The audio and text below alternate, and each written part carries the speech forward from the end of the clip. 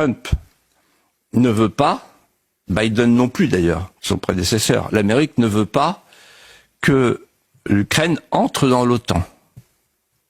Et donc, Trump dit aux Européens, si vous voulez protéger l'Ukraine, faites-le vous-même, avec vos troupes, avec votre armée.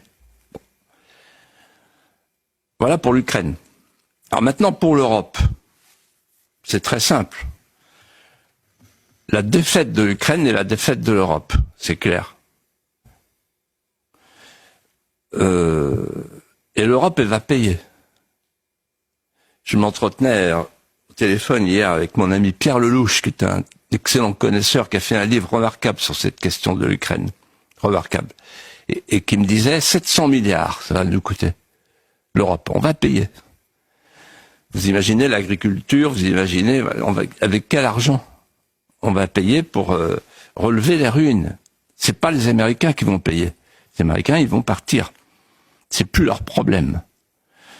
Et c'est pas les Russes non plus qui vont payer.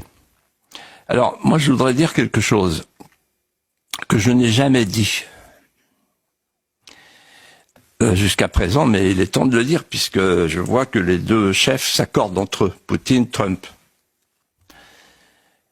Il y avait un homme qui s'appelait Brzezinski, qui était un Polonais, devenu américain, qui était un grand géostratège, et qui a écrit un livre qui s'appelle Le Grand Échiquier, et qui disait, nous, l'Amérique, pour qu'on soit une grande puissance, il faut couper l'Europe en deux. Il ne faut pas que l'Europe s'entende avec les Russes.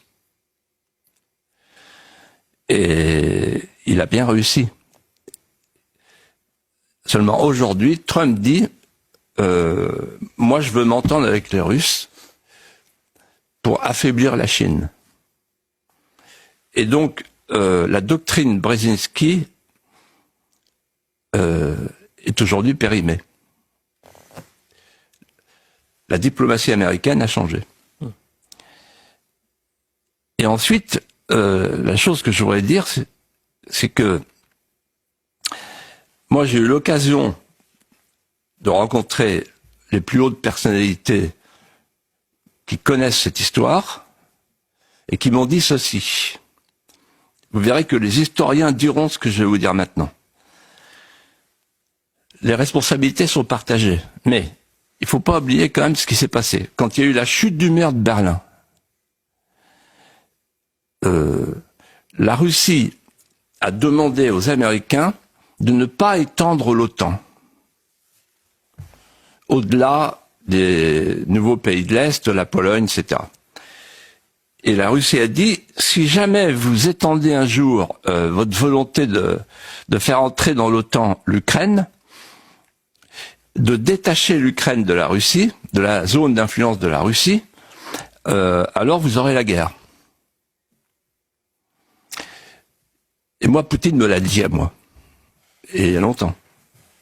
Donc, en fait, il y a eu une erreur d'appréciation très grave des anglo-saxons. Et nous, qu'est-ce qu'on a fait? Comme d'habitude, on a suivi les anglo-saxons. On s'est lancé à corps perdu dans cette guerre qui n'est pas la nôtre. Cette guerre entre deux peuples slaves. En ignorant d'ailleurs au passage qu'ils ont une histoire commune. Le baptême de la Russie, c'est Kherson, c'est en Crimée. Et c'est Kiev, c'est en Ukraine. Donc, il faut comprendre que l'histoire est plus complexe qu'on ne l'a dit.